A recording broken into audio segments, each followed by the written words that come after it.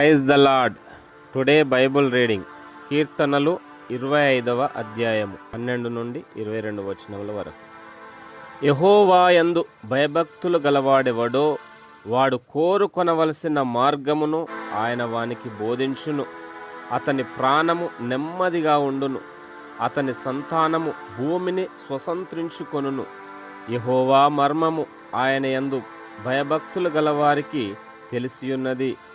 ఆయన తన నిబంధనను వారికి తెలియజేయును.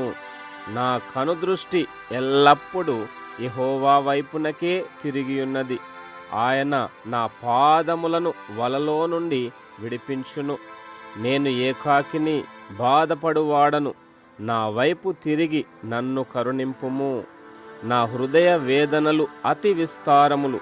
ఇక్కట్టులో నుండి నన్ను విడిపింపుము. నా బాధను, నా వేదనను కనుగొనుము. నా పాపములన్నింటినీ క్షమింపుము.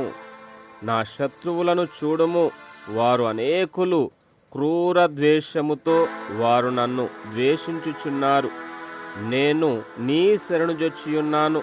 నన్ను సిగ్గుపడనీయకుము. నా ప్రాణమును కాపాడుము. నన్ను రక్షింపుము. నీ కొరకు నేను కనిపెట్టుచున్నాను.